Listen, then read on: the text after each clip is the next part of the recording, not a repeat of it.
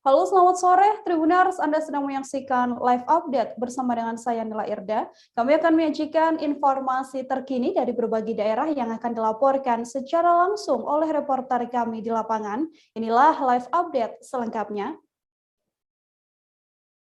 Kita awali dengan informasi pertama, saudara, dalam rangka mempromosikan pariwisata pada penyelenggaraan PON Papua, PB PON Bidang Sosial dan Budaya dalam hal ini Ambasador PON mengadakan pembinaan selama 4 hari. Hal ini dilakukan untuk memantapkan kesiapan relawan menyambut atlet dan juga ofisial. 40 relawan Ambasador Bidang Promosi Budaya Kota Jayapura melaksanakan pembekalan persiapan PON. Beragam ilmu pengetahuan juga diberikan untuk memperkenalkan Papua secara lebih dekat. Untuk mengetahui bagaimana informasi lebih lengkapnya, tersambung bersama saya wartawan Tribun Papua ada Tirza Bunyadone yang akan memberikan informasi pada Anda. Halo, selamat sore Tirza. Selamat sore Dea. Selamat sore, Tirza, bisa diinformasikan untuk situasi pelatihan pada hari pertama untuk sejumlah ambasador ini seperti apa? Baik, untuk latihan pada hari ini juga, ini mengingat ini merupakan hari pertama yang dilakukan oleh Ambasador Pekan Olahraga Nasional, dan memang sejak pukul 10 pagi hingga sore menjelang malam ini tentunya aktivitas terus dilakukan seperti biasa dengan memaparkan sejumlah materi, dan anak-anak maupun relawan-relawan yang mengikuti mulai dari usia anak-anak hingga dewasa juga ada di lokasi ini. Dan memang secara demikian bahwa materi public speaking dan juga materi-materi pemaparan terkait dengan budaya dan juga pariwisata tentang Papua juga dipaparkan secara lengkap guna memastikan anak-anak relawan ini dapat memahami bagaimana pariwisata dan juga budaya yang ada di Papua. Dan tidak hanya itu, pengetahuan umum pun juga diberikan agar memastikan ketika nanti menyambut tamu-tamu pada Pekan Olahraga Nasional, mereka dapat melakukan dengan baik dan juga menampilkan seturut dengan apa yang dapat disampaikan oleh mereka. Seperti itu, Dea. Oke, Tirza, kemudian mungkin bisa dijelaskan lebih detail untuk hal apa saja yang telah dipersiapkan sejumlah relawan begitu ya, jelang nantinya akan ada PON di Papua sendiri.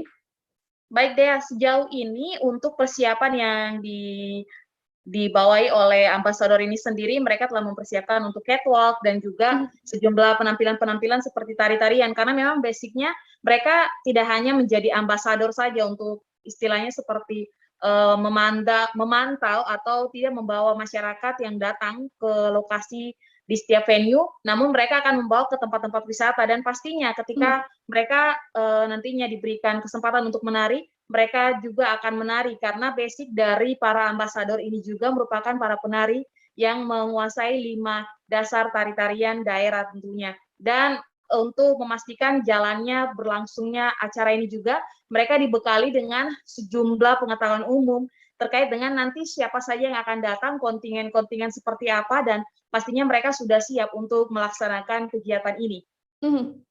Baik, Tirza, yang juga sama-sama kita tahu bahwa pagelaran PON ini nantinya digelar bertepatan dengan pandemi COVID-19 begitu. Lalu apakah para relawan yang ikut merayakan PON ini telah seluruhnya menjalani vaksinasi?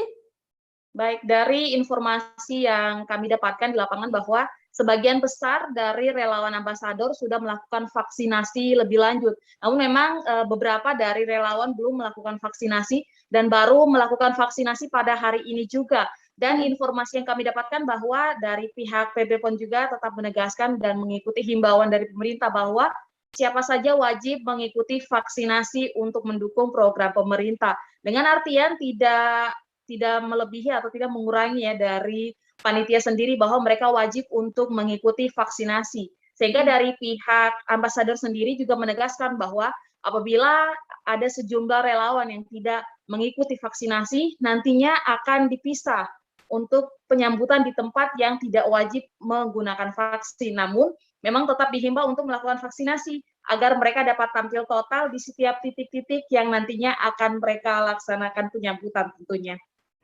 Oke, artinya vaksinasi ini menjadi syarat utama ya agar sejumlah relawan tetap bisa bertugas dalam PON Papua kali ini. Saudara, untuk mengetahui bagaimana informasi lebih lengkapnya, wartawan kami telah menghimpun wawancara dengan Subkoordinator Sosial Budaya PON Papua, sekaligus ada pula wawancara dengan Wakil Ketua Tim Kreatif Susbot PON Papua. Berikut liputannya untuk Anda.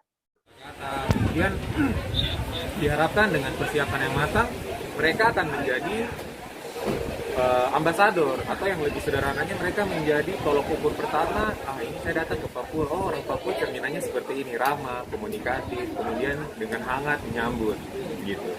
Harapkan dari pelatihan 4 hari ini mereka dapat memegang bekal yang bukan saja berguna di bidang pariwisata, tapi mereka bisa dapat berguna juga di kehidupan secara masyarakat. Mungkin itu secara general, tapi yang paling spesifik, mungkin mereka datang dengan nilai kepribadian mereka tidak terlalu percaya diri, tidak bisa photoshoot, tidak bisa make up, tidak bisa berpose di depan kamera, tetapi setelah lepas dari sini mereka menjadi pribadi yang lebih confident, lebih mandiri, independen, kemudian dapat juga menjadi agen perubahan, agent of change.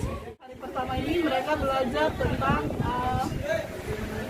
melaksanakan tur wisata di dalam kota, baik itu di kota Jayapura maupun Kabupaten Jayapura. Dan perlu diketahui bahwa ambasador ini ada dua, yaitu ambasador kota Jayapura dan Kabupaten Jayapura. Kota Jayapura 40, Kabupaten Jayapura juga 40, klaster Mimika maupun Merauke semuanya berjumlah 40. Sementara itu, saudara, persiapan demi persiapan juga terus dilakukan oleh kontingen Loncat Indah Kalsel jelang perhelatan Pekan Olahraga Nasional PON ke-20 2021 di Papua. Latihan terbagi menjadi dua, yaitu melatih fisik di pagi hari dan juga melatih teknik di sore hari yang dilakukan di kolam renang Mula Warman, Banjarmasin. Selain latihan rutin, para pelatih juga turut menggelar tes event setiap 3 bulan sekali. Untuk mengetahui bagaimana informasi lebih lengkapnya terkait kesiapan atlet loncat indah dari Kalsel ini telah tersambung di sebelah sana bersama saya wartawan Banjarmasin Pos ada Amirul Yusuf yang akan memberikan informasi pada Anda. Halo, selamat sore Yusuf. Selamat sore Nila. Selamat sore Yusuf. Untuk tim loncat indah Kalsel ini nantinya mengirim berapa atlet di ajang PON? Bisa diinformasikan? Sekedar informasi, sekarang saya berada di kolam renang SKB Mula Warman Banjarmasin dan di belakang saya para atlet sedang menjalankan latihan rutinnya. Tim loncat indah Banjarmasin Kalsel akan mengirim 3 atlet yang terdiri dari Siti Kinasih, Rian Fadilah, dan M Fadil. Ketiganya merupakan atlet-atlet muda Kalsel yang 2 diantaranya merupakan atlet berpengalaman yang sudah tampil di PON sebelumnya. Akan turun di nomor apa saja nantinya para atlet tersebut, Yusuf? Untuk Siti Kinasih akan turun di individu menara dan papan 3 meter, sedangkan untuk M Fadil dan M Rian, keduanya akan turun di sinkro menara dan papan 3 meter. Oke, lalu ya mungkin bisa diinformasikan juga untuk bentuk persiapan tim dalam menghadapi PON ini apa saja yang telah dipersiapkan? Oke, untuk persiapannya khusus untuk berlatih di Kalimantan Selatan aja, rutin dilakukan 5 hari dalam seminggu, Senin sampai Jumat. Untuk di pagi harinya para tim melatih fisik mereka, sedangkan untuk sorenya mereka melatih teknik mereka di kolam renang SKB Mula Warman Banjarmasin ini. Yusuf, untuk tim Kalsel sendiri dalam menanggulangi terkait ketiadaan event loncat indah selama pandemi ini, kemudian yang dipersiapkan apa saja dari pihak sana? Oke, seharusnya tim loncat indah Kalsel akan mengikuti Kejurnas, tapi karena pandemi maka event itu ditiadakan. Oleh karena itu mereka mengadakan tes event yang diadakan rutin 3 kali sebulan, 3 kali dalam 1 bulan. Tes event itu untuk melatih mental dan melihat kemajuan atlet pada sesi latihan. Ya, dilakukan 3 bulan sekali. Baik, tes event yang kemudian dilakukan 3 bulan sekali. Nah, Yusuf, dalam gelaran PON ini nanti target dari tim loncat indah Kalsel sendiri akan seperti apa berdasarkan informasi yang Anda dapatkan? Oke, untuk target tentu untuk menyumbangkan medali di setiap nomornya. Tetapi kalau melihat dari keterangan dari pelatih, mereka tentu mengandalkan dari nomor sinkro menara dan papan 3 meter. Baik, terima kasih banyak Amirul Yusuf, wartawan Banjarmasin Pos atas laporan Anda. Selamat bertugas kembali, Yusuf. Kita beralih ke informasi lainnya, Saudara. Pelaksanaan tes CPNS Guru tahun 2021 pada Senin hari ini berjalan kondusif dan juga terlaksana dengan baik di gedung Sekolah SMA 1 Tanjung Selor. Pada sesi pertama, secara keseluruhan ada setidaknya 60 peserta yang dibagi menjadi 4 kelas dan masing-masing kelas berisi 20 peserta. Tak hanya sesi 1, ada pula pelaksanaan tes sesi 2 yang juga terbagi menjadi 4 ruangan, yang mana diisi masing-masing 20 peserta dengan total yang sama, yakni 60 orang. Untuk mengetahui bagaimana informasi lebih lengkapnya, telah tersambung di sebelah sana ada Georgie Santana, wartawan Tribun Kaltara yang akan memberikan informasi pada Anda. Halo, selamat sore Georgie. Ya, selamat sore Mbak Nila. Selamat sore, Georgie. Bagaimana informasi terbaru? Mungkin bisa dijelaskan untuk situasi pada saat kegiatan tes CPNS guru di SMA 1 Tanjung Selor ini. Baik, terima kasih sebelumnya. Selamat sore Tribuners. Kegiatan tes CPNS guru ASN P3K guru di SMA 1 Tanjung Selor hari ini berlangsung kondusif dan taat protokol kesehatan. Meskipun tadi sempat diguyur hujan, tidak menyurutkan para peserta yang hadir untuk mengikuti tes CPNS. Khususnya di P3K guru, dan antusias para peserta ternyata sudah hadir dari jam setengah 7 pagi dari jadwal sebelumnya yang akan berlangsung hari ini pada pukul 8 hingga pukul 11 dan dilanjut lagi pada pukul 13.30 sampai 15.30. Tentunya dimaksud saat protokol ketat ini yaitu adanya pengecekan suhu tentunya dan juga adanya surat keterangan negatif COVID dan sudah menjalankan kegiatan di rumah saja selama 14 hari. Tak terlupa peserta juga harus sudah menyiapkan alat tulis tentunya untuk menyiapkan beberapa materi soal CPNS yang akan dihadapinya berbentuk penjumlahan dan lain sebagainya.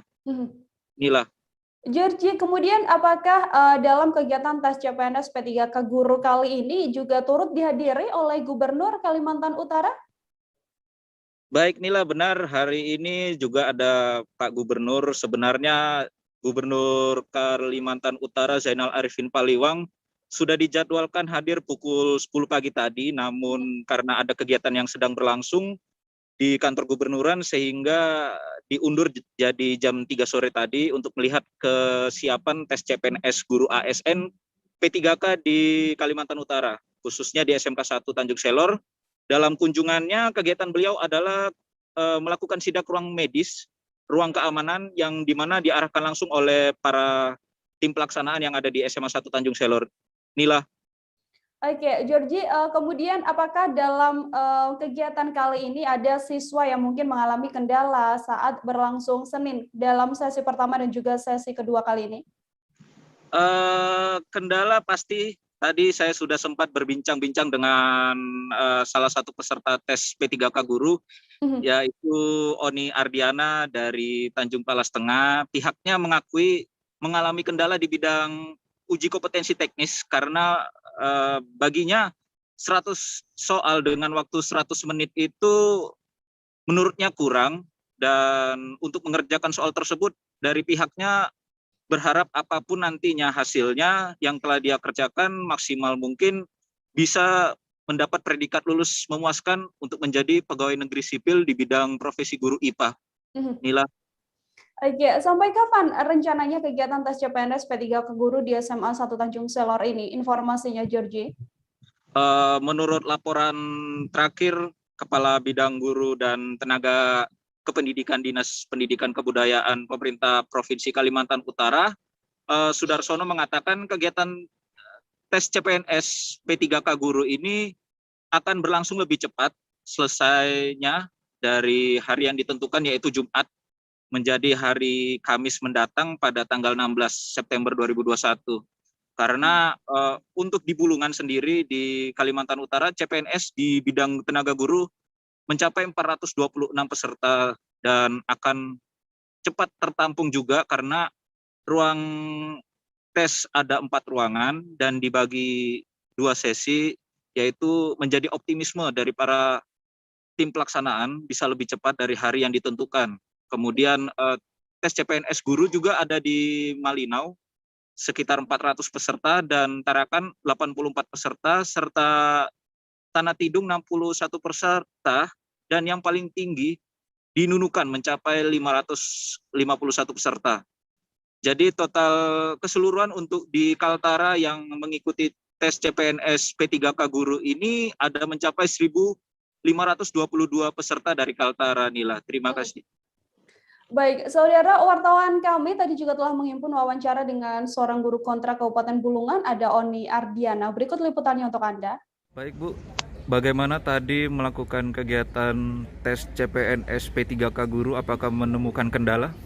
Kendala sih tidak ada ya, cuman mungkin karena suhu ruangannya tuh terlalu dingin aja, jadi rasanya tuh gugupnya luar biasa. Tapi untuk semuanya bagus, pelayanannya juga sangat bagus.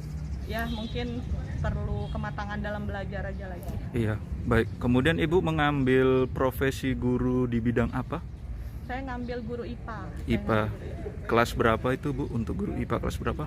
Gitu, guru IPA kan jadi keseluruhan kelas 7, 8, kelas 9. Baik Bu, udah berapa lama mempersiapkan untuk ikuti tes CPNS P3K Guru ini Bu di Bulungan? Ya, jadi sejak mulai keluarnya edaran bahwa akan ada rekrut P3K, jadi saya sudah mulai mempersiapkan. Baik, kemudian apakah nanti mengikuti kembali CPNS Bu untuk semisal andai kata harus mengikuti ulang kembali gitu? Oh, kalau ada lagi buka seperti ini P3K, saya akan tetap selalu ikut. Baik, terima kasih. Puluhan mahasiswa yang tergabung dalam Perhimpunan Mahasiswa Pulau Aru berunjuk rasa di Gedung Gubernur Maluku, Saudara, dengan mengenakan kostum pakaian adat pada Senin 13 September hari ini. Para demonstran datang dengan berbagai atribut demo. Di antaranya adalah kostum pakaian adat yang dilengkapi peralatan perang seperti busur panah yang terbuat dari kayu. Dalam aksi ini, para pendemo juga menampilkan tarian tradisional asal Kepulauan Aru. Tarian ini dimaknai sebagai eksistensi laki-laki dalam menjaga harkat dan juga martabat perempuan. Untuk mengetahui bagaimana informasi lebih lengkapnya terkait aksi demo yang dilakukan oleh sejumlah mahasiswa ini, tersambung bersama saya wartawan Tribun Ambon, ada Alvin Risanto di sebelah sana. Halo Alvin.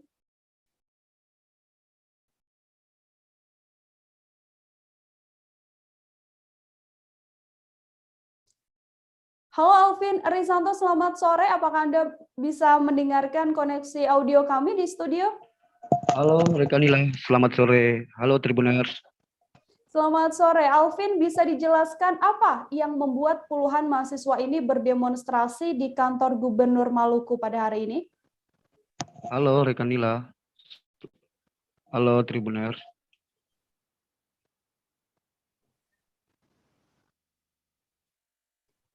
Alvin, kami sudah bisa menerima audio Anda dengan baik. Mungkin bisa dijelaskan sekali lagi apa alasannya puluhan mahasiswa ini berdemonstrasi halo, di kantor Gubernur Maluku? Halo.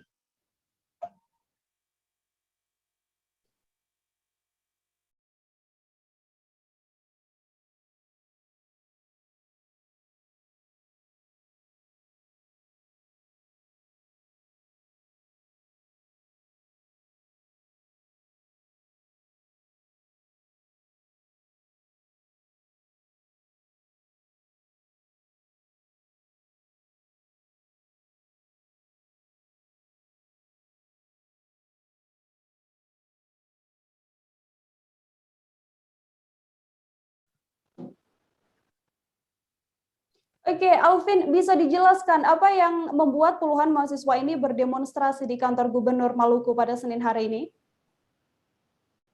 Ya, jadi terima kasih rekan Nila.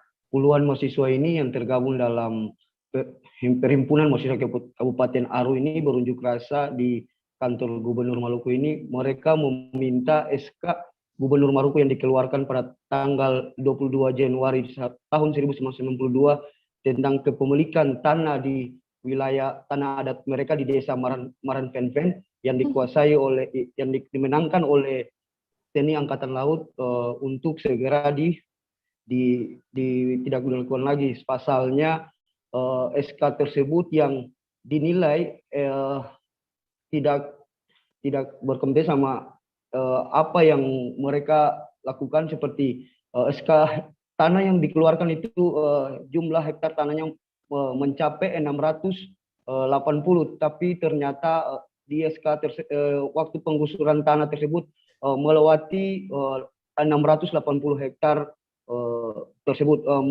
Itu yang membuat mereka melakukan aksi demonstrasi di kantor gubernur tadi pagi, rekan Nila.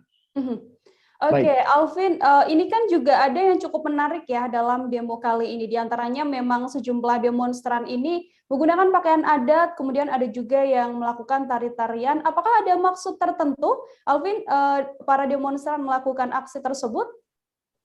Ya, baik rekan Nila. Terima kasih.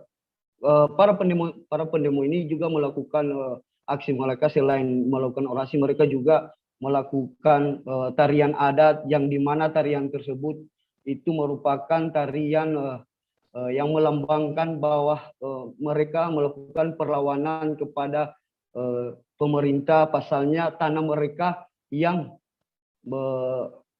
banyak disinggahi burung endemik seperti burung kakatua, cendrawasih, itu sudah tidak ada lagi di sana.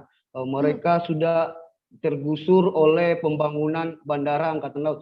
Jadi tarian tersebut mereka menggunakan kain berang yang khas mereka di kepala, dan juga tari busur untuk melakukan perlawanan kepada pemerintah Maluku. Begitu rekan Firda. Berdasarkan pantauan Anda, Alvin, apakah demo yang dilakukan oleh sejumlah mahasiswa ini berlangsung ricuh atau bisa berjalan dengan aman?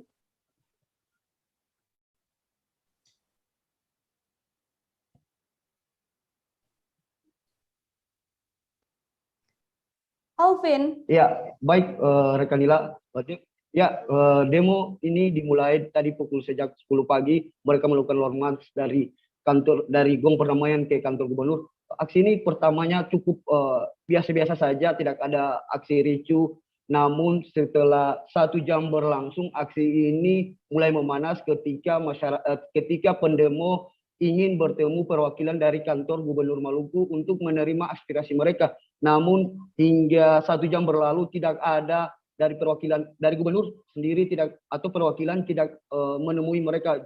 Sempat mereka melakukan sempat memanas juga bersama Satpol PP yang sedang berjaga situ. Mereka melakukan pendorongan pagar dengan Satpol PP, namun tidak berlangsung lama, bisa dihindari oleh polisi yang ada di situ. Terus kemudian sekitar 10 menit melakukan sempat memanas dengan Satpol PP di situ, dihalai oleh pihak kepolisian. Para pendemo ini langsung dijumpai oleh perwakilan dari Gubernur Maluku. Mereka saat itu langsung menyatakan sikap bahwa mereka meminta Gubernur Maluku mengkaji lagi dari SK tahun 92 waktu itu untuk pengesahan tanah adat mereka yang direnggut oleh pemerintah dalam hal angkatan laut. Mereka juga meminta dari pemerintah pusat untuk segera melakukan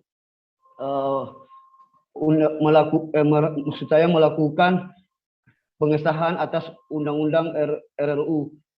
Baik rekan Nila, begitu rekan Nila.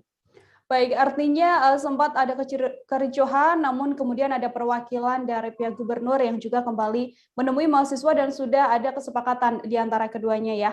Alvin, terima kasih banyak atas laporannya, dan saudara wartawan kami tadi juga telah menghimpun wawancara dengan seorang koordinator aksi, ada Horjoman Labok. Berikut liputannya untuk Anda. Hari kami turun, kami meminta kepada Gubernur Maluku untuk mencabut SK itu dan keluarkan TNI AL dari Desa Marafinfen. Karena perjuangan Desa Marafinfen dari 1991 hingga sekarang belum ada respon baik dari pemerintah daerah maupun pusat. Perjuangan apa? Perjuangan soal masyarakat adat.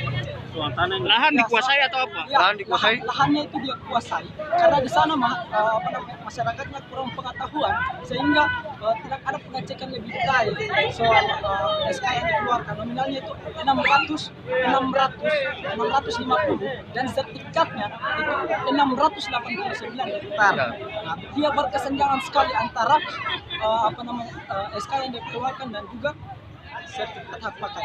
Nah, logikanya yang dikeluarkan itu sertifikat hak pakai, berarti sifatnya sementara bukan hak milik.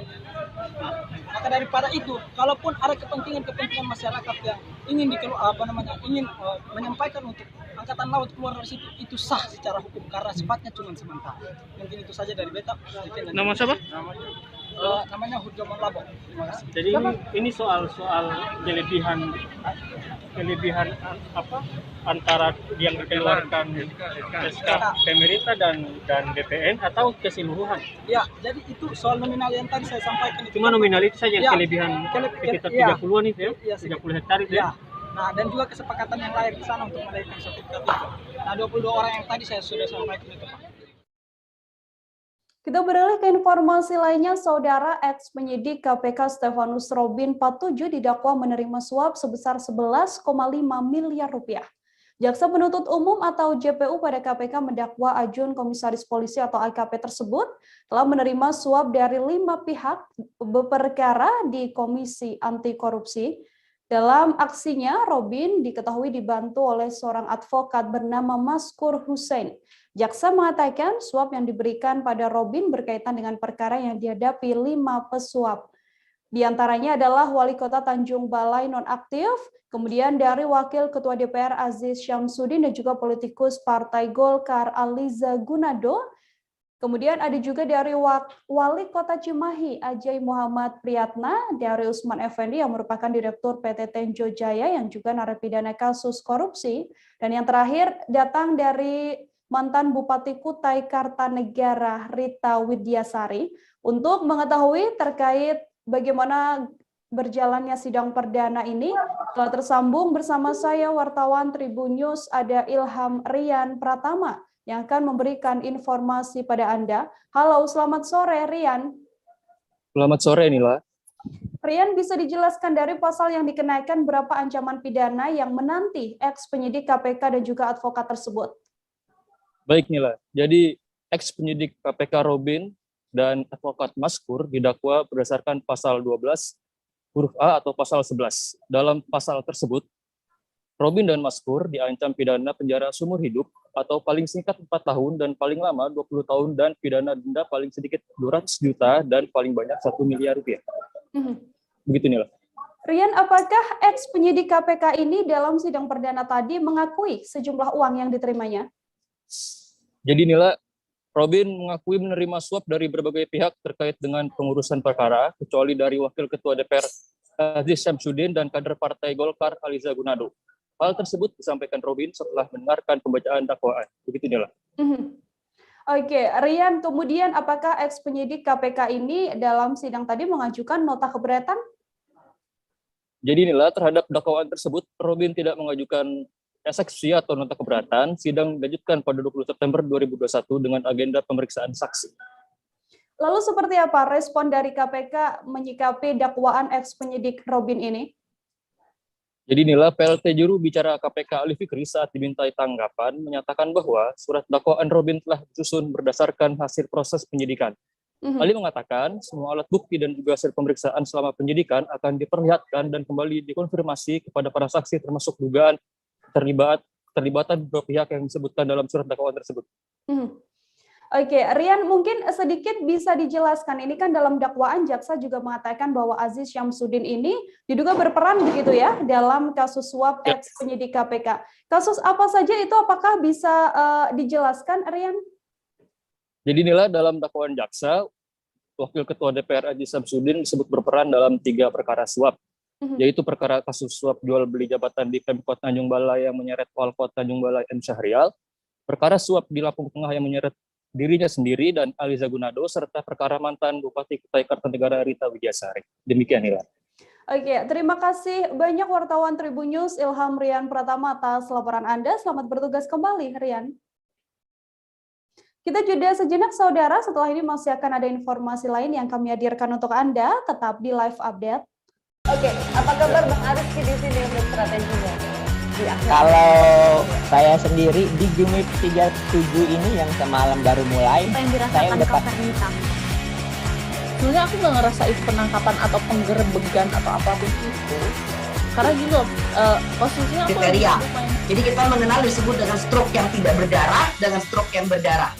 Stroke yang tidak berdarah itu biasanya ditandai dengan adanya penyumbatan. Kalau itu terjadi di sini mungkin pikirnya tidak ke situ kali ya, tapi kalau di Korea atau di Kamboja itu ada beberapa paper yang saya itu mas, ya dulunya tukang koran. Oh gitu ya. Tukang koran. Ya, saya baca itu Pak. Tuh kan pernah baca kan? Ya.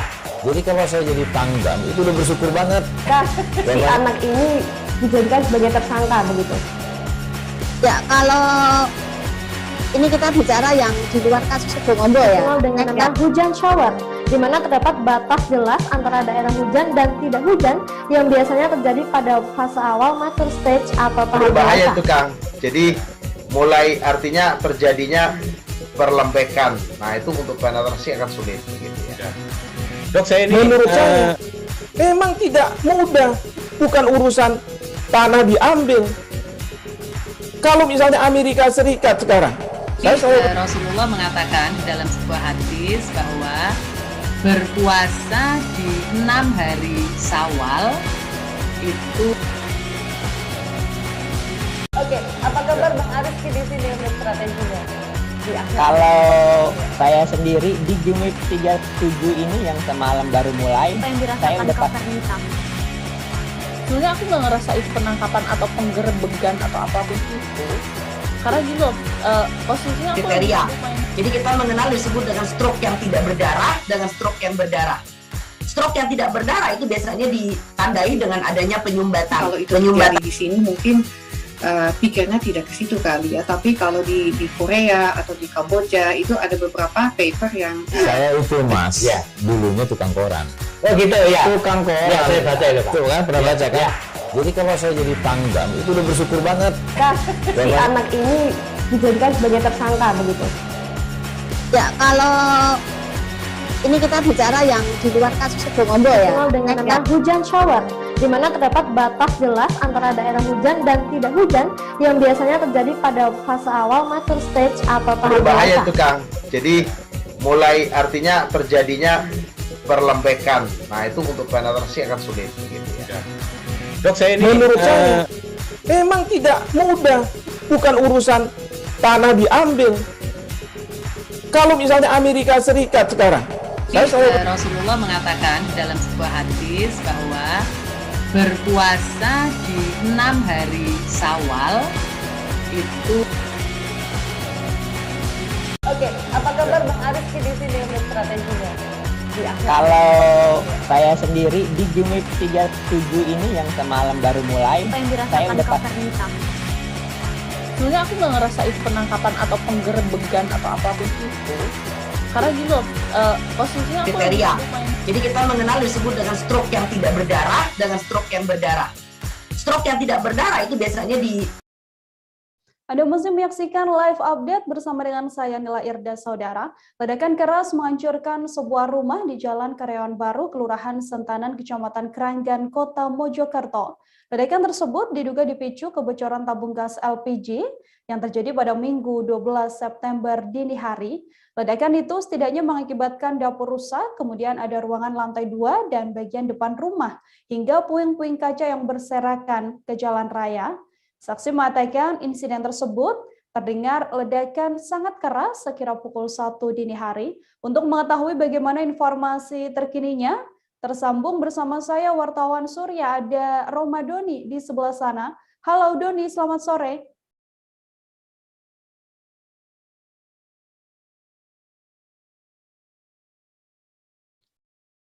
Doni, selamat sore. Ya, selamat sore rekan Dina. Doni, bisa dijelaskan bagaimana kronologi peristiwa ledakan di sebuah rumah di Jalan Karyawan Baru, Kota Mojokerto ini? Ya, rekan Dina. Ledakan keras menghancurkan sebuah rumah milik Oentoro Wibowo di Jalan Karyawan Baru nomor 51, Kelurahan Sentanan, Kecamatan Kranggan, Kota Mojokerto. Peristiwa ledakan yang menggegerkan warga ini diduga disebabkan akibat kebocoran gas LPG. kemasan 12 kg yang berada di ruangan dapur. Berdasarkan keterangan saksi dan anak korban bernama Ricky Wibowo terkait kronologi kejadian tersebut, saat itu Ricky sedang menonton YouTube di kamarnya, lantai 2, sekitar pukul 01.25. Kemudian Ricky tiba-tiba mendengar suara ledakan keras yang berasal dari lantai bawah. Itu sekitar 00.30 atau setengah 1 dini hari. Kemudian Ricky segera mengecek menuju bawah. Dia melihat perabotan rumah, pintu dapur, dan pintu jendela kaca itu sudah berserakan, rusak, seperti itu. Baik, adakah korban jiwa, Doni, dalam insiden ini, atau mungkin korban luka yang dipicu akibat kebocoran tabung gas ini, Doni? Ya, siap. Untuk peristiwa kejadian ledakan akibat kebocoran gas LPG ini tidak menimbulkan korban jiwa maupun korban luka-luka. Karena saat itu 3 penghuni rumah, 1 anak dan 2 orang tuanya itu berada di dalam kamar yang berada di posisi lantai 2. Begitu, Mbak.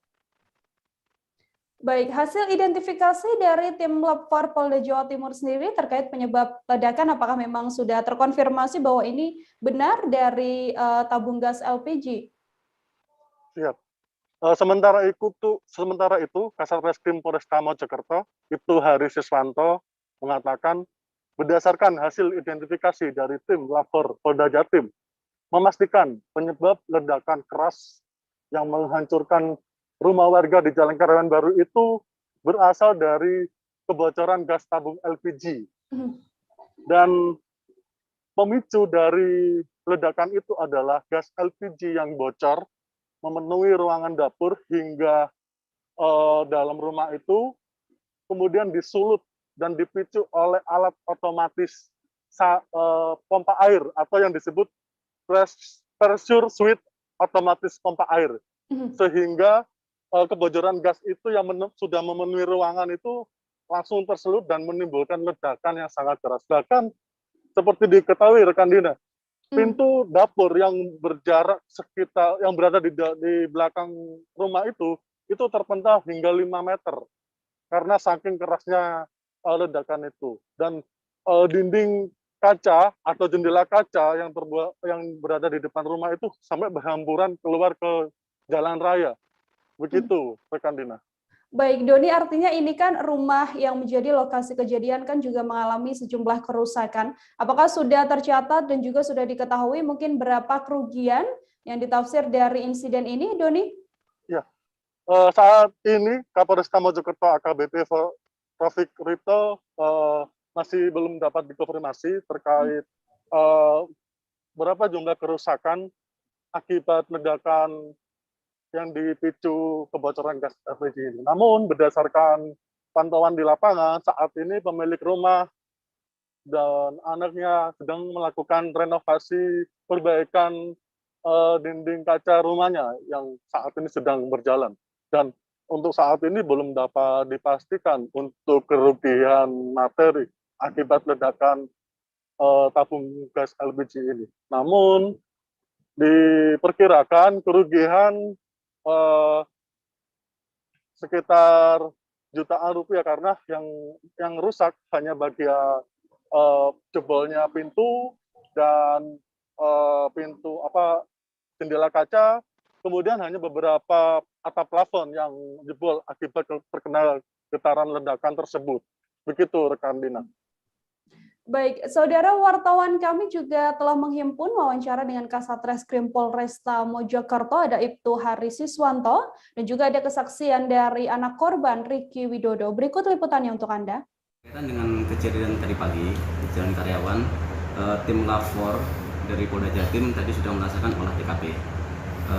Hasil yang didapat dari hasil olah TKP tim Lab 4 itu ledakan bersumber dari kebocoran LPG tabung LPG yang dipicu otomatis sanyo pompa air, karena setiap jam itu dari keterangan anak pemilik rumah ya kan, setiap jam itu nyetek otomatisnya. Mungkin ada kebocoran air, jadi setiap 1 jam ngetek gitu. Jadi ada picuan dari spark api, ada kebocoran dari itu. Posisinya masih berisi ya Dan ya untuk tabung gasnya gas. itu sendiri. Oh berisi ya? Ukuran tabung gasnya itu udah 12. Tabung hijau itu ya Dan? Merah. Dan kondisi rumah korban seperti apa? Kondisi rumah ya ada kerusakan di beberapa tempat lah. Ya seperti teman-teman tahu tadi, ya kan kaca, terus mulai dari depan pintu dari rusak, genteng, dalam juga ada kerusakan di plafon. Saat peristiwa terjadi ada orang nggak? Ada. Ada korban? Alhamdulillah tidak ada. Itu gimana Nan? Enggak. Kalau orang tuanya lagi istirahat karena udah sepuh ya kan gitu, umurnya ada 75, ada yang 6 berapa itu ibunya. Nah anaknya waktu itu lagi main YouTube di atas, di lantai atas. Pasti ledakan dia tahu benar. Keras. Kita beralih ke informasi selanjutnya dari Bali, Saudara. Hujan deras yang mengguyur Kabupaten Klungkung dan sekitarnya mengakibatkan tembok serta bangunan suci milik warga di Desa Gunaksa, Klungkung, Bali ambrol. Akibat ambrolnya tembok tersebut, kini bangunan itu rata dengan tanah. Pihak BPBD Klungkung pada Senin pagi tadi melakukan peninjauan ke lokasi ambrolnya bangunan tersebut untuk melakukan pendataan terhadap kerugian warga akibat bencana itu. Untuk mengetahui bagaimana informasi lebih lengkapnya terkait bencana tanah longsor di Gunaksa, Klungkung, Bali ini, telah tersambung bersama saya, wartawan Tribun Bali, ada Eka Mita Suputra di sana. Halo Eka. Baik Mila. Eka, bisa dijelaskan untuk kronologis runtuhnya bangunan suci dan juga tembok milik warga di Desa Gunaksa ini seperti apa? Ya, jadi perlu saya informasikan bencana ini merupakan rangkaian dari hujan deras yang mengguyur Kabupaten Klungkung, Bali sejak Sabtu malam lalu. Jadi seorang warga bernama Inengah Simpen mengalami kerusakan pada bangunan sucinya atau tempat ibadah serta dengan tembok dan fondasi bangunannya. Jadi kejadiannya itu sebenarnya terjadi Sabtu malam sekitar pukul 9 malam. Saat itu Klungkung diguyur hujan yang cukup lebat dan tiba-tiba ia mendengar suara gemuruh dan didapati bangunan sucinya beserta dengan tembok dan fondasinya sudah hancur rata dengan tanah. Demikian. Eka, apakah saat ini sudah bisa diketahui nilai kerugian dari musibah yang dialami warga tersebut? Ya, jadi tadi BPBD Klungkung sudah melakukan pengecekan ke lokasi bencana dan dikalkulasikan diperkirakan kerugian dari bencana itu mencapai puluhan juta rupiah. Dan pihak pemilik bangunan pun berharap agar mendapatkan perhatian dari pemerintah, terlebih dia termasuk warga yang kurang mampu di desa setempat. Dari pemerintah sendiri, Eka, apakah sudah ada imbauan terkait cuaca buruk yang memang belakangan sering terjadi di Klungkung dan sekitarnya? Ya, jadi tadi saya sempat mewawancarai Kepala Pelaksana BPBD Klungkung, Ibu Widiade. Beliau tak henti-hentinya untuk menghimbau masyarakat untuk waspada, mengingat dalam beberapa pekan belakangan situasi cuaca di Klungkung tidak menentu, terkadang hujan sangat lebat sering terjadi. Jadi beliau mengimbau untuk masyarakat tetap waspada, terutama di daerah-daerah rawan bencana. Demikian. Baik, terima kasih banyak Eka atas laporannya, dan saudara wartawan Eka tadi juga telah menghimpun wawancara dengan Kepala Pelaksana BPBD Klungkung, Ibu Widiada. Berikut laporannya untuk Anda. Untuk data sementara, Ibu ini sebatangkara gitu ya Pak? Ya, sementara informasi Ibu ini sebatangkara dan terjadi longsor kebetulan di Pemerajan ya, sanggahnya longsor. Ya tentu kami dari pemerintah atas arahan Bapak Bupati juga kemarin tolong dibantu warga yang memang bisa dibantu sesuai dengan aturan yang ada. Ya tentu ini karena fasilitas seperti ini kita akan usaha untuk memberikan bantuan pemerintah daerah kabupaten maupun provinsi. Terus tadi ada wacana untuk gotong royong itu gimana dulu? Kalau memang tidak ada anggaran, ya kami dari BPBD tentu akan siap membantu gotong royong tenaga untuk memasang bahannya nanti untuk memperbaiki tembok penyingkirnya ini. Kami siap dari BPBD karena kebetulan juga kita, DRC kita ada yang punya keahlian untuk bangunan seperti itu. Pak, selain di sini kemarin dari kondisi cuaca kemarin gimana Pak? Di mana aja? Kalau kita berbicara kondisi kita dari kemarin, memang yang paling parah itu ada di Desa Kusamo, khususnya Dusun Dingin.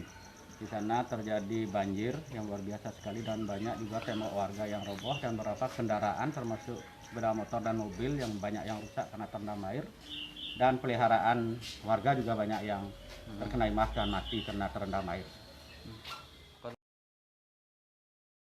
Pengemudi speedboat di Palembang, Sumatera Selatan, saudara, kesulitan mencari penumpang selama pandemi COVID-19. Seperti yang ada di dermaga 16 Ilir Palembang, tepatnya di tepian Sungai Musi, yang mana para serang terlihat banyak yang hanya duduk sembari menunggu penumpang. Selama pandemi, seorang pengemudi speedboat juga mengaku bahwa penghasilannya turun drastis.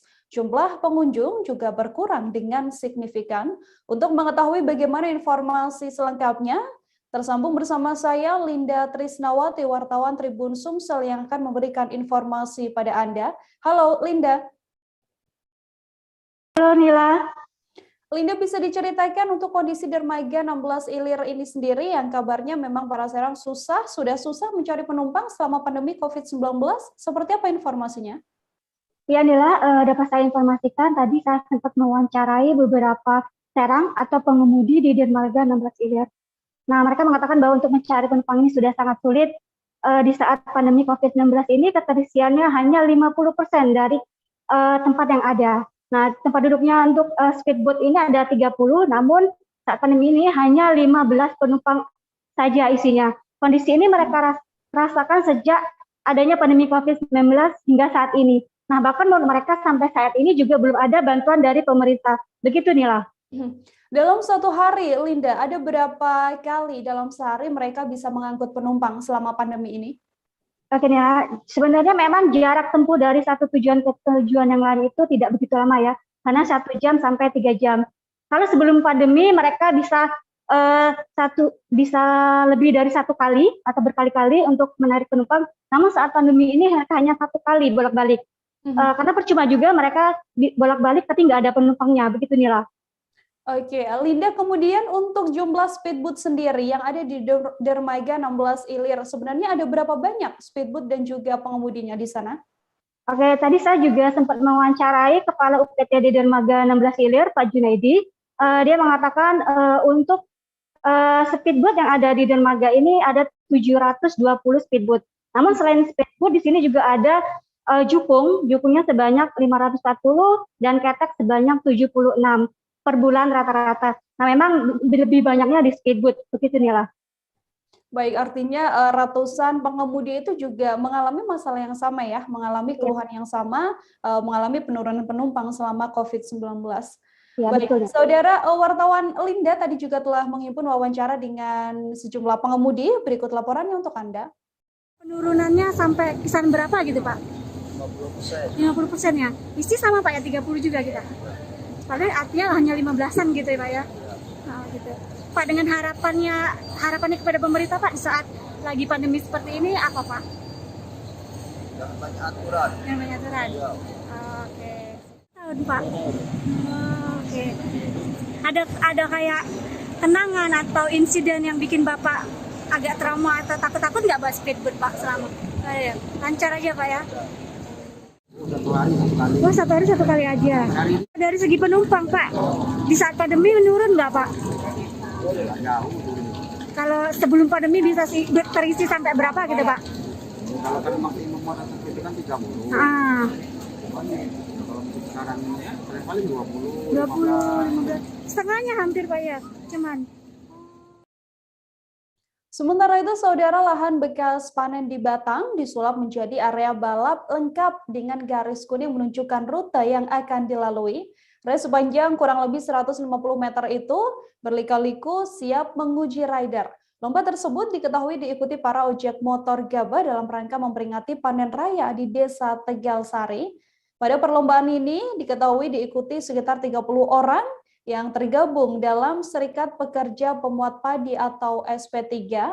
Untuk mengetahui bagaimana informasi lengkapnya, tersambung di sebelah sana wartawan Tribun Jateng ada Dina Indriani. Halo, selamat sore Dina.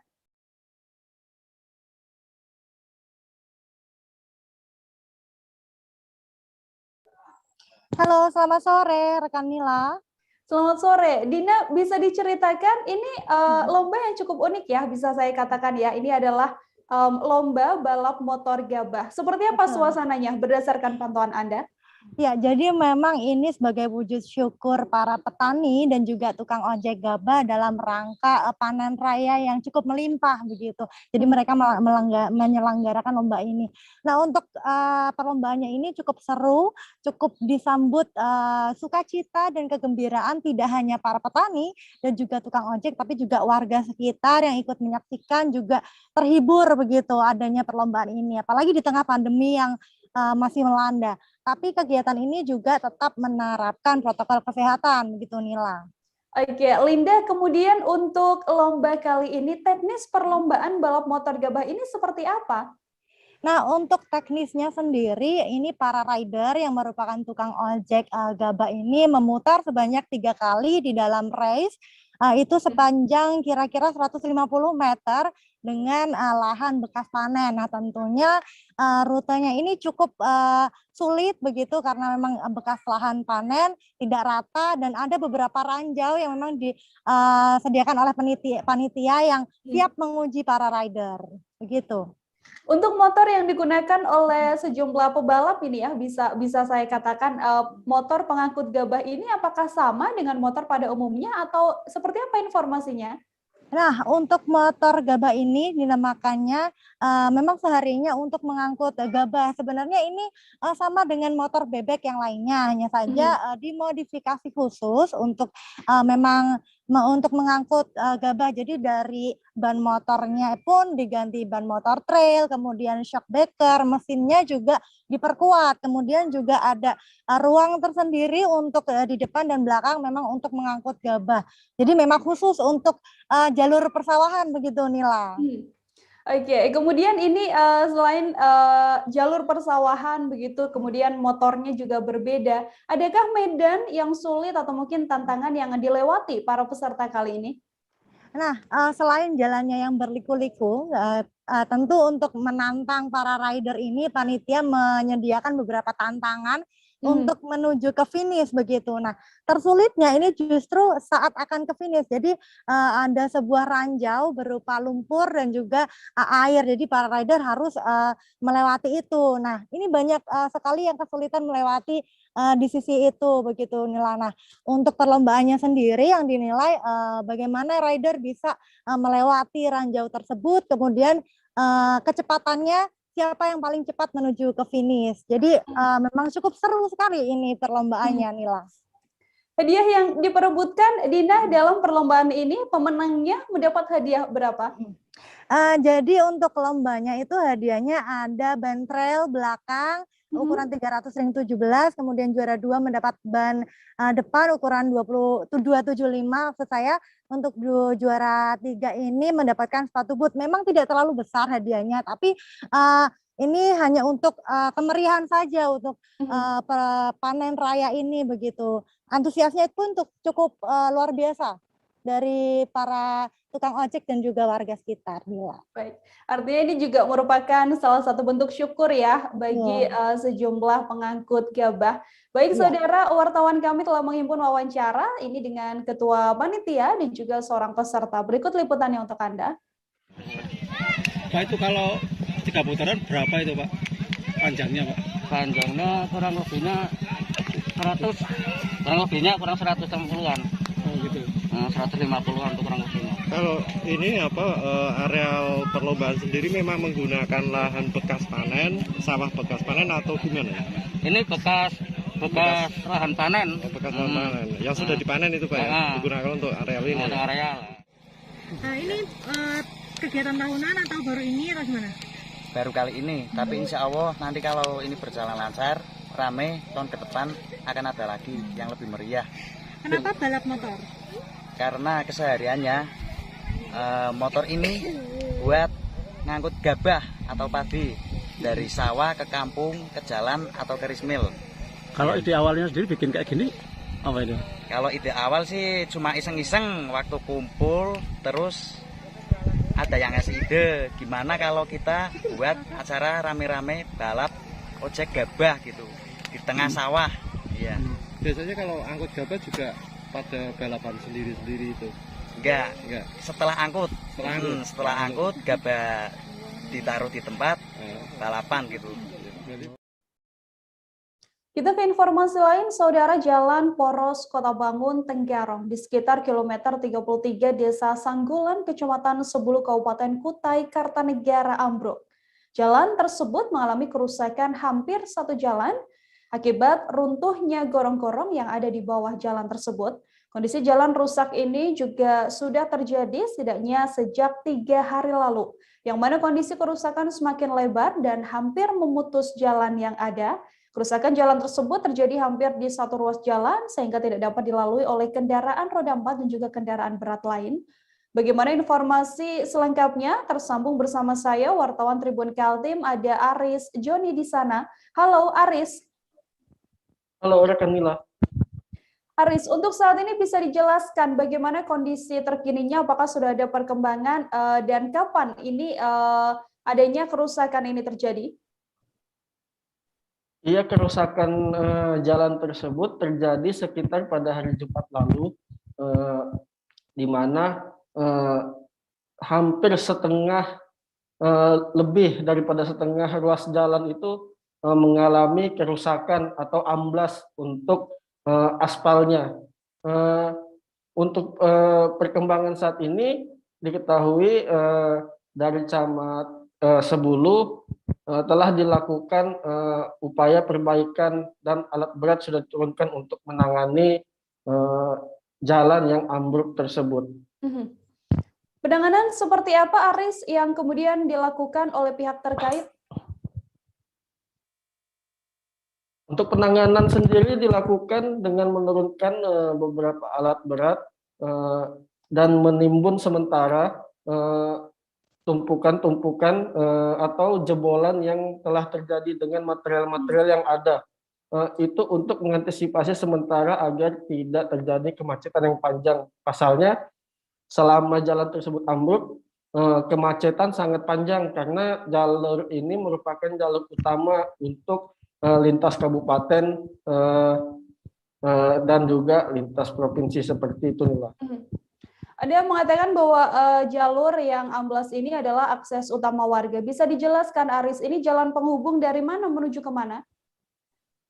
Ya, ini salah satu jalan utama di Provinsi Kalimantan Timur yang menghubungkan akses jalan dari Kabupaten Kutai Kartanegara menuju Kabupaten Kutai Barat. Dan juga Kabupaten Kutai Kartanegara ini memiliki teritorial yang cukup luas dari hulu sampai ke hilir. Nah, ini salah satu akses jalan untuk menuju ke hulunya. Dari hilir sendiri ke ujung hulu Kukar sendiri itu diperkirakan menempuh jarak sekitar 7-8 jam. Seperti itu, dan semua warga yang ingin ke hulu melewati jalur ini. Adapun jalur alternatif itu harus berizin karena melalui jalur holding perusahaan tambang. Seperti itu, Nila. Baik, Aris, untuk saat ini selama perjalanan ini amblas begitu ya, kesulitan apa atau mungkin akses jalan mana yang bisa dilewati oleh warga kemudian? Ya, untuk sementara untuk kendaraan roda 4 ke atas atau mobil dan sebagainya itu belum bisa melewati jalan tersebut. Untuk jalur kendaraan roda 2 masih bisa dilalui melalui pinggir-pinggir karena selama 3 hari belakangan kondisi jalan yang ambruk itu semakin lebar dan hampir memutus jalan yang ada. Seperti itu, Nila. Jadi mobil-mobil bisa melewati jalan alternatif yaitu lewat jalan holding, tapi tetap izin dengan pihak perusahaan yang memiliki jalan. Baik, Aris, terima kasih banyak atas laporannya, Aris Joni, wartawan Tribun Kaltim. Selamat bertugas kembali, Aris. Kita jeda sejenak, saudara. Setelah ini informasi lain masih akan kami hadirkan untuk Anda, tetap di live update. Oke, apa kabar Bang Aris di sini untuk strateginya? Kalau saya sendiri di Jumip 37 ini yang semalam baru mulai, saya udah hitam. Sebenarnya aku nggak ngerasa itu penangkapan atau penggerebegan atau apapun itu, karena gitu posisinya aku kriteria. Jadi kita mengenal disebut dengan stroke yang tidak berdarah dengan stroke yang berdarah. Stroke yang tidak berdarah itu biasanya ditandai dengan adanya penyumbatan. Kalau itu terjadi di sini mungkin pikirnya tidak ke situ kali ya, tapi kalau di Korea atau di Kamboja itu ada beberapa paper yang saya itu mas, ya dulunya tukang koran. Oh gitu ya, tukang koran. Ya saya baca itu pak. Tuh kan pernah baca kan? Ya. Jadi kalau saya jadi pangdam itu udah bersyukur banget. Si anak ini dijadikan sebagai tersangka begitu. Ya kalau ini kita bicara yang di luar kasus Situbondo ya. Dengan nama hujan shower, di mana terdapat batas jelas antara daerah hujan dan tidak hujan yang biasanya terjadi pada fase awal mature stage atau tahap berbahaya dewasa. itu Kang. Jadi mulai artinya terjadinya perlembekan. Nah itu untuk penetrasi akan sulit. Gitu ya. Dok saya ini menurut saya memang tidak mudah, bukan urusan tanah diambil. Kalau misalnya Amerika Serikat sekarang. Rasulullah mengatakan dalam sebuah hadis bahwa berpuasa di 6 hari Syawal itu. Oke, apa kabar Bang Ariski di sini untuk strateginya? Kalau saya sendiri di Jumip 37 ini yang semalam baru mulai, saya udah sebenarnya aku nggak ngerasain penangkapan atau penggerebegan atau apapun itu. Karena gitu, posisinya aku kriteria. Jadi kita mengenal disebut dengan stroke yang tidak berdarah dengan stroke yang berdarah. Stroke yang tidak berdarah itu biasanya ditandai dengan adanya penyumbatan. Kalau itu terjadi di sini mungkin pikirnya tidak ke situ kali ya, tapi kalau di Korea atau di Kamboja itu ada beberapa paper yang saya itu mas, ya dulunya tukang koran. Oh gitu ya, tukang koran. Ya saya baca itu pak. Tuh kan pernah baca kan? Ya. Jadi kalau saya jadi pangdam itu udah bersyukur banget. Si anak ini dijadikan sebagai tersangka begitu. Ya kalau ini kita bicara yang di luar kasus Situbondo ya. Dengan nama hujan shower, di mana terdapat batas jelas antara daerah hujan dan tidak hujan yang biasanya terjadi pada fase awal mature stage atau tahap berbahaya dewasa. itu Kang. Jadi mulai artinya terjadinya perlembekan. Nah itu untuk penetrasi akan sulit. Gitu ya. Dok saya ini menurut saya memang tidak mudah, bukan urusan tanah diambil. Kalau misalnya Amerika Serikat sekarang. Rasulullah mengatakan dalam sebuah hadis bahwa berpuasa di 6 hari Syawal itu. Oke, apa kabar Bang Ariski di sini untuk strateginya?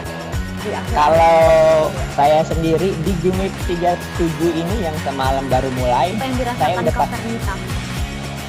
sebenarnya aku nggak ngerasain penangkapan atau penggerebegan atau apapun itu. Karena gitu, posisinya aku kriteria.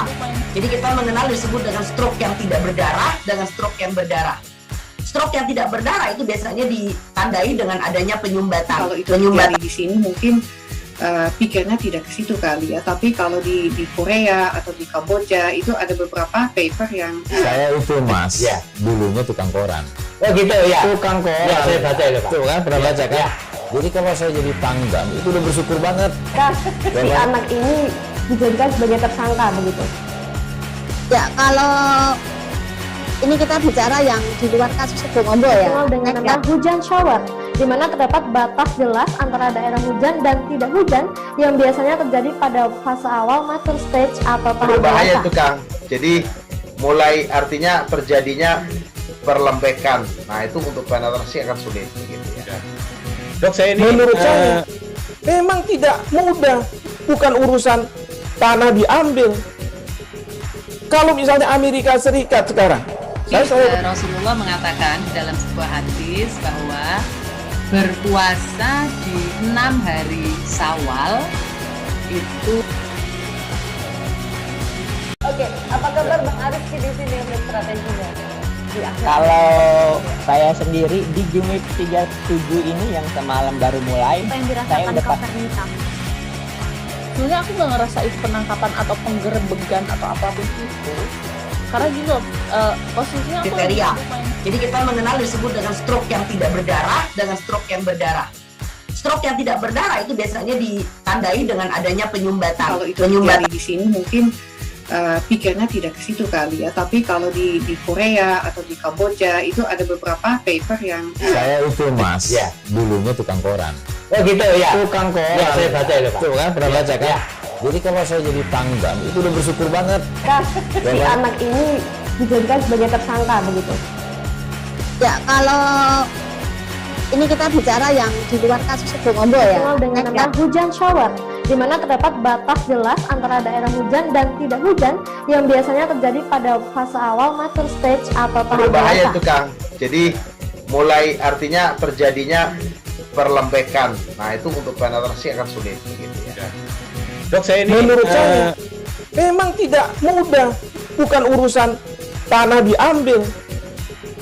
Kalau misalnya Amerika Serikat sekarang, Rasulullah mengatakan dalam sebuah hadis bahwa berpuasa di 6 hari Syawal itu. Oke. Anda kembali menyaksikan live update bersama dengan saya Nila Irda. Tim Disaster Victim Identification atau DVI Rumah Sakit Polri, saudara kembali menyampaikan update terkait proses identifikasi jenazah korban kebakaran Lapas Kelas 1 Tangerang pada Senin hari ini. Pada hari ini diketahui ada sebanyak 8 jenazah yang telah berhasil diidentifikasi.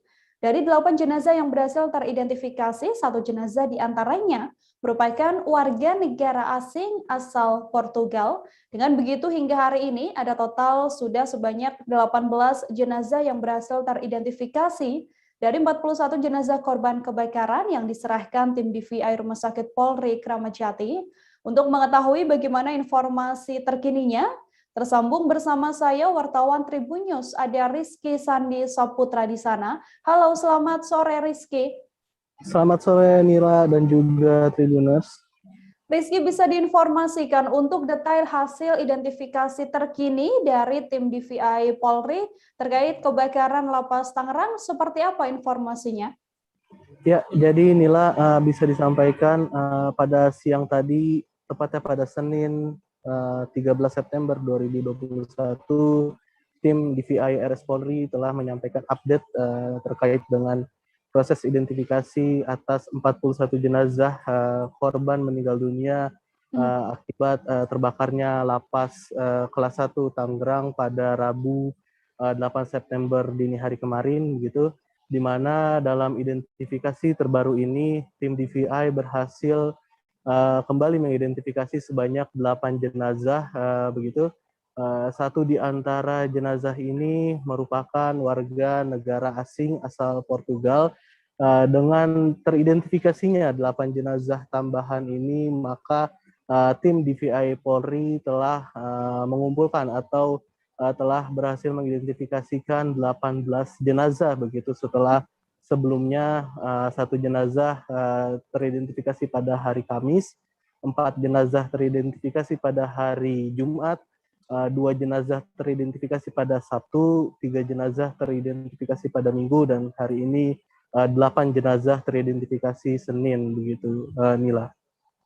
Rizky, ini kan ada 1 korban yaitu warga negara asing. Kemudian bagaimana proses selanjutnya setelah korban ini berhasil diidentifikasi? Ya, tadi pihak dari Ditjenpas Kementerian Hukum dan HAM yakni Turman Hutapea mengatakan kalau pihaknya selama ini sudah menjalin komunikasi dengan kedutaan besar Portugal, begitu, dan juga konselor dari Portugal, bahwa yang bersangkutan atau jenazah yang bersangkutan atas nama Ricardo Usumene ini akan dilakukan kremasi, begitu. Itu permintaan dari keluarga dari Ricardo, di mana identifikasi terhadap Ricardo sendiri ini, kata Turman, dipermudah karena terjalinnya komunikasi yang baik antara Kementerian Hukum dan HAM bersama dengan pihak dari Kedubes maupun konselor Portugal, begitu. Jadi bisa disampaikan kalau jenazah Ricardo ini nantinya akan dikirim atau diserahkan ke keluarga setelah pihak Kemenkumham melakukan kremasi, begitu Nila. Baik, Rizky, kemudian bisa diinformasikan setelah total hingga hari ini ada sisa berapa jenazah yang belum teridentifikasi? Ya, tadi Kepala Bagian Penerangan Umum Divisi Mabes Polri, Divisi Humas Mabes Polri, maksud saya Kombes Pol Ahmad Ramadan, menyebutkan bahwa dari keseluruhan atau 41 korban meninggal dunia akibat terbakarnya Lapas Tangerang ini, itu ada 41 korban dan per hari ini sudah teridentifikasi sebanyak 18, berarti dirinya menyimpulkan kalau hingga hari ini masih tersisa 23 jenazah korban yang belum teridentifikasi. Namun pihaknya meyakini kalau pekerjaan akan terus tetap dilakukan oleh tim DVI dan dirinya meyakini kalau tim DVI akan bergerak cepat begitu untuk mengidentifikasi sisa korban. Sebab hingga saat ini pihaknya telah mengantongi seluruh data antemortem atau data kehidupan atau data maksud saya korban selama hidup begitu, baik itu foto, rekam medis, tes DNA maupun juga rekam gigi begitu Nila. Untuk saat ini Rizky bisa dijelaskan apakah sudah ada update terbaru soal penyidikan terkait penyebab mungkin atau mungkin hal lain menyoal kebakaran lapas ini? Ya, tadi juga turut hadir Kabid Humas Polda Metro Jaya yakni Kombes Pol Yusri Yunus. Dirinya menyatakan kalau saat ini pihak penyidik masih terus bekerja untuk melakukan penyidikan untuk mengungkap apa penyebab dari kebakaran ini, walaupun kata dia sudah ada beberapa titik terang terkait dengan asal mula api begitu. Namun dirinya tidak mau berspekulasi lebih jauh. Saat ini pihaknya juga sedang melakukan pemeriksaan terhadap para saksi dan juga petugas lapas, dan terbaru kabarnya pada esok hari Selasa begitu Kalapas dari Tangerang, kelas 1 Tangerang akan dipanggil oleh pihak penyidik Polda Metro Jaya agar kasus ini menjadi jelas begitu Nila. Baik, saudara wartawan kami juga telah menghimpun ini wawancara dengan Kabak Penum Divisi Humas Mabes Polri, ada Kombes Pol Ahmad Ramadan. Berikut liputannya untuk Anda. Kebakaran lapas kelas 1 Tangerang per hari ini Senin tanggal 13 September 2021. Hari Senin 13 September 2021 kembali tim DVI berhasil mengidentifikasi 8 jenazah, yang mana dari 8 jenazah ini 1 diantaranya adalah jenazah dari warga negara asing, yaitu dari Portugal, ya. Jadi 7-nya adalah WNI, 1 adalah WNI Portugal. Informasi lainnya, saudara, rumah Rocky Gerung di kawasan Sentul, Desa Bojongkone, Kabupaten Bogor, dikabarkan terancam digusur karena permasalahan lahan. Rocky Gerung dikabarkan mendapat surat somasi dari PT Sentul City dan meminta agar segera mengosongkan rumah tinggalnya di kawasan Sentul tersebut. Sementara itu pihak Rocky Gerung sendiri mengatakan bahwa PT Sentul City telah menyerobot kepemilikan tanah yang sudah dibeli pihaknya secara sah. Ia pun yakin bisa menyelesaikan persoalan tanah tersebut dengan sangat mudah. Untuk mengetahui bagaimana informasi lebih lengkapnya, telah tersambung bersama saya wartawan Tribun News Bogor, ada Naufal Fauzi, yang akan memberikan informasi pada Anda terkait bagaimana situasi terkini di kediaman Rocky Gerung. Halo, selamat sore Naufal. Selamat sore Nila.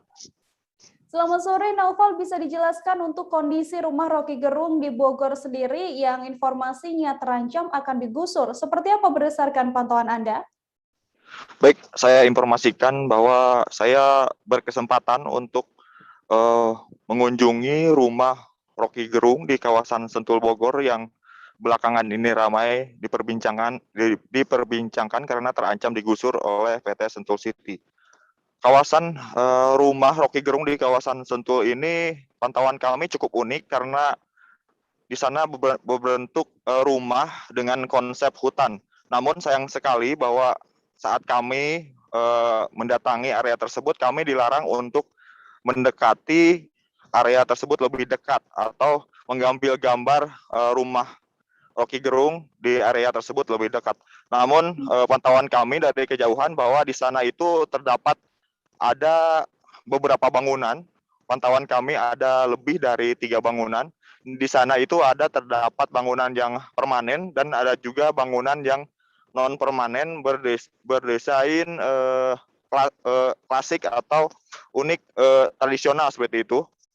Dan akses masuk ke area tersebut pun atau ke area rumah Rocky Gerung itu hanya bisa dilalui oleh pejalan kaki atau dengan melalui jalan setapak menurun dan berkelok. Demikian.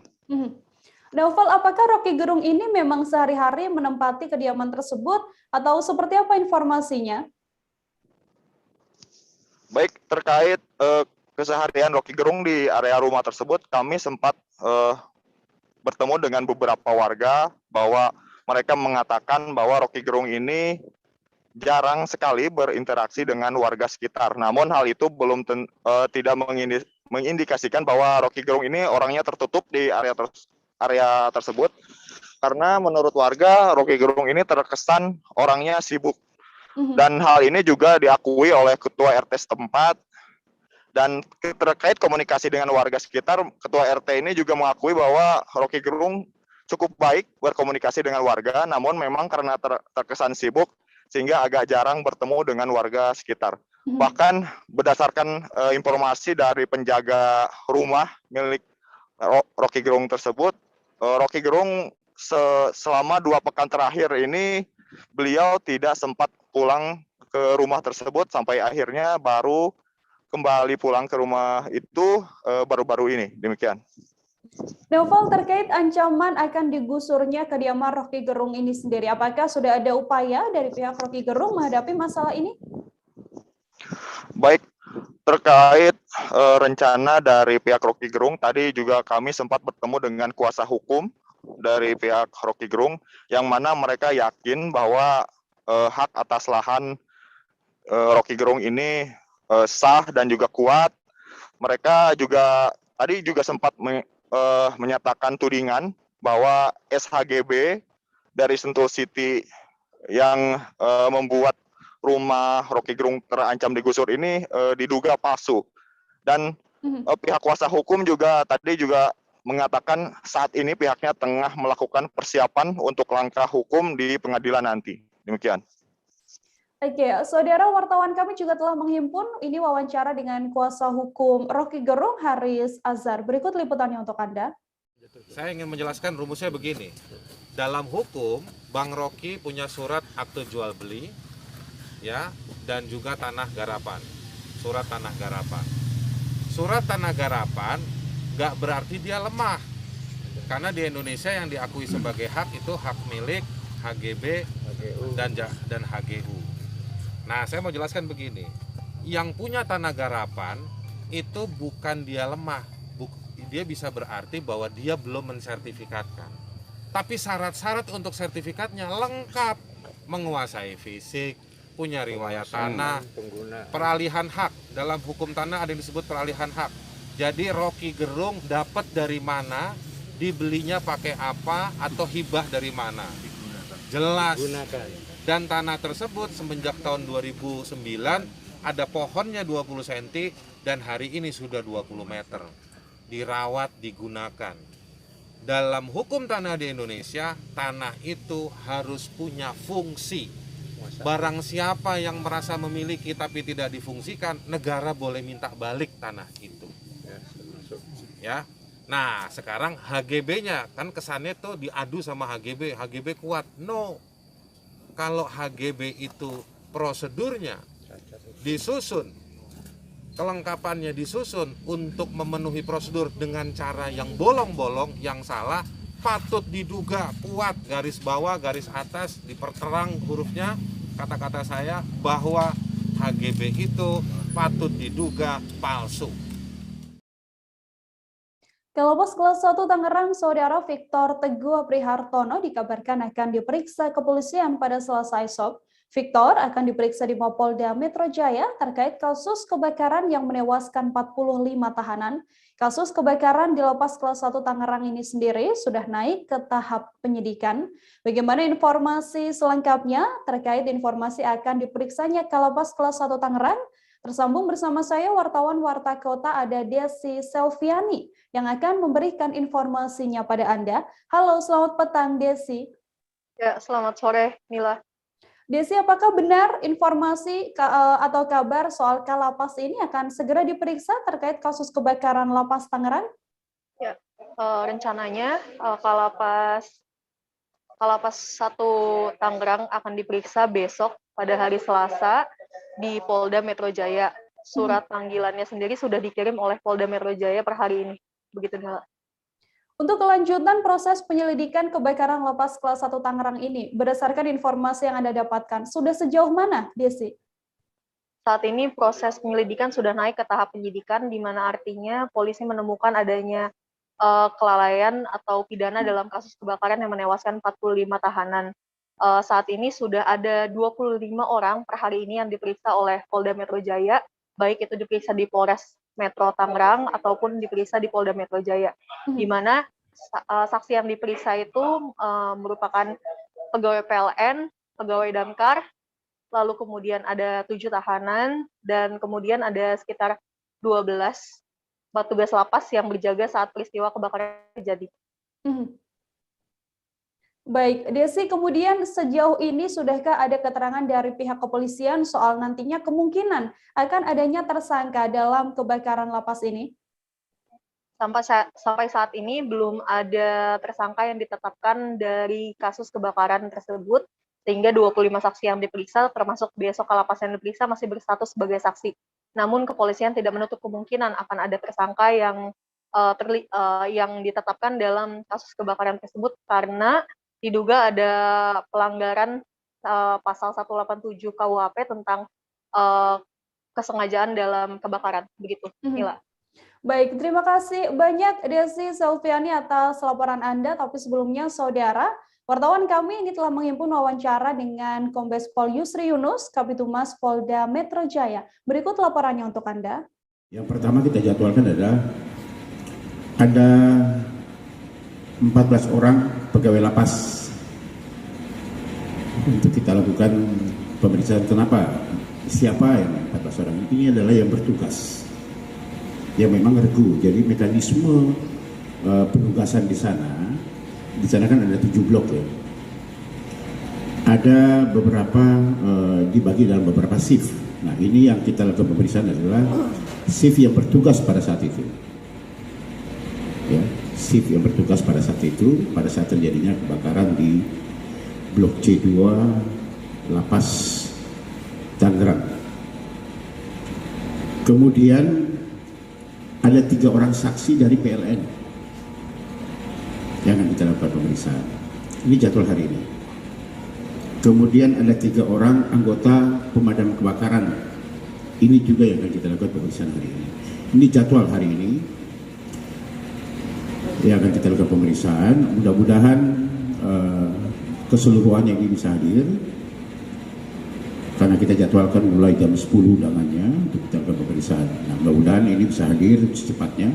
Tetapi untuk kalapas sendiri kita jadwalkan itu besok hari Selasa tanggal 15 Agustus 2021. 15 September ya 2021. Ya? 14 September 2000. Kita beralih ke informasi lain, Saudara. Hujan deras mengguyur sejumlah wilayah di Kabupaten Nrekan dalam beberapa hari terakhir. Hal tersebut mengakibatkan terjadinya longsor di sejumlah titik jalan di Desa Saruran, Kecamatan Anggeraja, Kabupaten Nrekan pada Senin 13 September pagi. Material longsoran menutupi badan jalan hingga arus transportasi utama penghubung Kecamatan Anggeraja Baraka lumpuh total. Akibat insiden tersebut, roda 2 maupun roda 4 tidak bisa melintas pada jalur itu. Untuk mengetahui bagaimana informasi selengkapnya, tersambung bersama saya Aziz Albar, wartawan Tribun Timur yang akan memberikan laporannya pada Anda. Halo, selamat petang Aziz. Ya, petang Nila. Aziz, bisa dijelaskan untuk penyebab terjadinya longsor ini, informasinya seperti apa? Iya, baik. Jadi pada kemarin, tepatnya di tanggal 12 September 2019, dimulai dari malam hari setelah maghrib ini terjadi hujan deras yang mengguyur wilayah Kabupaten Nrekan, khususnya di Kecamatan Anggeraja dan juga Kecamatan Baraka. Dalam hujan deras tersebut ada sekitar 5 jam dalam proses hujan deras itu, sehingga mengakibatkan pada pukul 2 dini hari, tepatnya tanggal 13 September, terjadi longsoran yang pada sebuah tebing di bahu jalan, sehingga menutup akses jalan dan memutus akses jalan di penghubung antara Kecamatan Anggeraja dan Kecamatan Baraka, sehingga akses jalan tersebut tidak bisa sama sekali dilalui oleh kendaraan baik roda 2 maupun roda 4, sehingga berakibat beberapa warga ini terganggu aktivitasnya. Seperti itu, Nila. Setelah adanya kejadian bencana ini, apakah sudah ada tindak lanjut atau mungkin penyelesaian yang dilakukan oleh pemerintah daerah? Iya, jadi pemerintah daerah Kabupaten Nrekang sendiri, dalam hal ini Badan Penanggulangan Bencana Daerah Kabupaten Nrekang, ini sudah mengirimkan 3 armada, dalam hal ini alat berat berupa ekskavator dan juga alat mobil tangki penyemprot untuk melakukan pembersihan material longsoran. Seperti itu, Nila. Apakah seluruhnya pembersihan material longsoran ini sudah selesai dilakukan, Aziz? Seperti apa kondisi terkini di lokasi kejadian? Iya, hingga sore ini, sampai saat ini, dari pagi sampai sore tadi, ini sudah dilakukan pembersihan material longsoran. Hanya saja memang banyaknya material longsoran yang menutupi badan jalan sampai saat ini belum mampu diatasi, sehingga proses pelaksanaan pembersihan longsoran masih dilakukan oleh tim dari BPBD, dibantu juga oleh warga setempat. Seperti itu. Baik, proses pembersihan hingga saat ini masih terus dilakukan. Kemudian adakah langkah antisipasi mungkin, Aziz, yang dilakukan oleh pemerintah daerah untuk menghimbau atau mungkin menghindari adanya kejadian serupa di kemudian hari?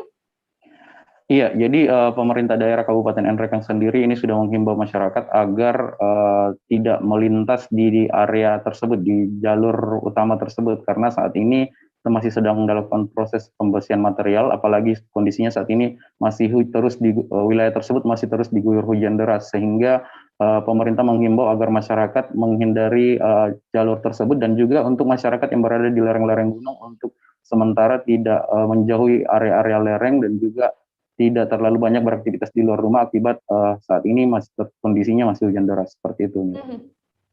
Baik, saudara wartawan kami telah menghimpun wawancara dengan Sekretaris BPBD Kabupaten Nrekang, ada Usman di sana. Berikut liputannya untuk Anda. Jelaskan ini Kak, apa yang terjadi dalam Poros Barakacaki ini? Jadi yang terjadi di Poros Barakacaki itu adalah longsor yang diakibatkan oleh curah hujan yang tinggi, intensitas hujan yang tinggi hampir 1 malam, sehingga menyebabkan jalanan situ longsor, karena di sana juga kondisi apalagi tanah atau buat kondisi itu memang sangat rawan untuk terjadinya longsor. Sudah ada tim yang dikirim ke sana kan? Sudah ada tim TRC, kita sudah berangkat membawa tangki untuk melakukan penyemprotan. Dan alat berat Dinas PKI juga Dinas PU sudah melakukan juga alat berat. Alat beratnya sudah turun di sana. Ya. Sementara pembersihan di sana. Sementara pembersihan. Dampaknya apa Pak? Ini bagi. Iya, dampaknya itu akses apalagi untuk menuju Baraka, Cake Baraka itu sangat terganggu. Ya. Karena lumpur. Kira-kira jam berapa, pukul waktu berapa ya terjadi longsor itu Pak? Jam 2 malam ya, dini hari. Sampai saat ini masih belum bisa dilalui kendaraan? Sepertinya sudah bisa dilalui. Sudah bisa ya? Sudah bisa. Kita ke informasi selanjutnya, Saudara. Kapolda Sumatera Selatan Irjen Pol Tony Harmanto mengatakan bahwa program prioritasnya sebagai Kepala Kepolisian Daerah di Bumi Sriwijaya yang nantinya akan melakukan pemberantasan semua tindak dan perbuatan melanggar hukum.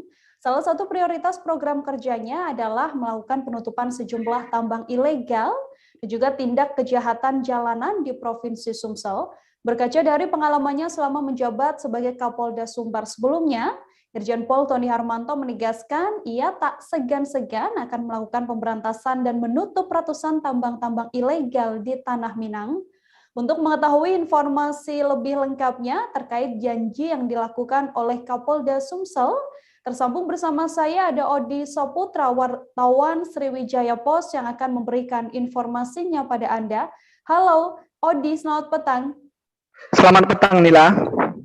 Odi Sumsel dikenal dengan angka kriminalitasnya yang cukup tinggi begitu ya. Kemudian apa program yang dibawa Kapolda Sumsel untuk Bumi Sriwijaya? Mungkin bisa dipaparkan untuk lebih detailnya.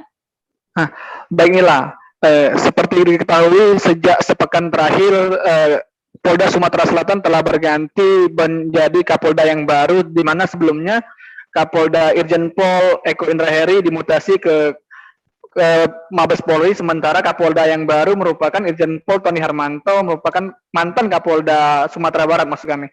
Jadi memang Kapolda Sumatera Selatan Irjen Pol Tony Harmanto ini dikenal memang sebagai mantan spesialis pati yang bergerak di bidang reserse dan kriminal. Jadi selama di Sumatera Barat dia memang terkenal dengan aksinya yang tidak pandang bulu terhadap kriminalitas. Jadi beliau berjanji program itu akan dibawanya di Sumatera Selatan, di mana ia menegaskan bahwa fokus utamanya adalah menindak kejahatan, baik kejahatan jalanan berupa begal, curas, hingga penutupan sejumlah tambang ilegal bakal dilakukannya, Nila. Odi, kemudian ketegasan semacam apa yang dijanjikan oleh Kapolda Sumsel ini untuk menindak tindak kriminal sendiri di wilayah Sumsel? Baik, Nila. Jadi Irjen Pol Tony Harmanto tidak akan memberikan kelonggaran ataupun pandang bulu terhadap para pelaku kriminal, khususnya di tambang ilegal. Ia menegaskan tidak akan sungkan-sungkan untuk menutup ratusan tambang ilegal yang ada di Sumatera Selatan, bahkan mempidanakan para pelakunya, Nila. Baik, ketegasan dijanjikan akan dilakukan begitu ya. Kemudian yang juga belakangan menjadi sorotan ini, Odi, terkait sumbangan bodong 2 triliun rupiah yang terjadi di wilayah Sumatera Selatan. Komitmen dari Kapolda baru ini terkait penuntasan kasus tersebut seperti apa? Baik, Nila. Jadi untuk diketahui, Nila, beberapa hari terakhir sang aktor utama yakni Herianti Agritio selaku penyumbang sumbangan bodong sebesar 2 triliun rupiah terhadap mantan Kapolda Sumsel itu telah menjalani tes kejiwaan di Rumah Sakit Ernaldi Bahar. Ini merupakan salah satu upaya dari Polda Sumsel maksud kami untuk terus mengusut kasus ini. Dan Polda Sumsel sendiri berkomitmen bakal mengusut tuntas kasus yang sempat menghebohkan Sumsel bahkan Indonesia ini sampai ke akarnya. Baik, begitu Nila. Odi, sejauh ini apakah sudah ada perkembangan terupdate atau mungkin perkembangan terkini dalam penuntasan sumbangan bodong itu? Baik Nila, jadi untuk diketahui sampai saat ini sudah ada sekitar 8 saksi yang diperiksa terkait kasus ini. Sementara selain kasus ini sendiri, pelaku atau saksi, yakni Herianti Agritio sudah dilaporkan dengan kasus yang lain. Namun ada fakta baru, ternyata dia memiliki hutang sebesar 2,5 M terhadap rekannya, yakni Dr. Siti Mirza, di mana itu merupakan janji atau kerjasama yang tak kunjung dibayarkan, di mana uang ini dipinjam sejak tahun 2020 lalu, Nila. Jadi sampai saat ini polisi juga tengah mendalami laporan dari Dr. Siti Mirza terkait uang 2,5 miliar tersebut, Nila. Baik, artinya Herianti saat ini update terbarunya memang masih menjalani tes kejiwaan ya, Odi ya, begitu, dan juga masih mengalami kasus yang lain, yaitu kasus dugaan penipuan terhadap rekannya. Baik, Odi, terima kasih banyak atas laporannya, dan Odi tadi juga telah menghimpun, saudara, ini wawancara dengan Kapolda Sumatera Selatan, dan juga ada Gubernur Sumatera Selatan. Berikut laporannya untuk Anda. Namanya juga kopi, narkoba, kamtipmas, dan Pemprov siap memfasilitasi sesuai kemampuannya untuk kinerja polisi tetap prima, tetap seperti yang ada sekarang meskipun dengan banyak keterbatasan. Tindakan-tindakan apa komitmen dari Kapolda sendiri Pak untuk membantu teman-teman mereka? Yang terakhir, karena tentu harus ada upaya juga. Pak Kapolda, satu lagi Pak Kapolda, untuk kasus Herianti bagaimana Pak? Barangkali saya belum mendalami itu ya, nanti biar dijelaskan oleh Kabid Humas saja. Ya. Oke ya. Kabid Humas, jawab dia lagi. Masalah. Informasi tadi, saudara, sekaligus menutup perjumpaan kita dalam live update kali ini. Jangan lupa untuk terus memperbarui kabar terupdate lainnya di seluruh kanal YouTube Tribun Network. Dan juga Tribuners, lantaran masih di tengah pandemi, kami terus mengingatkan Anda untuk selalu menerapkan protokol kesehatan dimanapun Anda berada. Mewakili kru yang bertugas, saya Nila Irda pamit undur diri. Terima kasih dan sampai jumpa. Jangan lupa like, subscribe, dan share ya.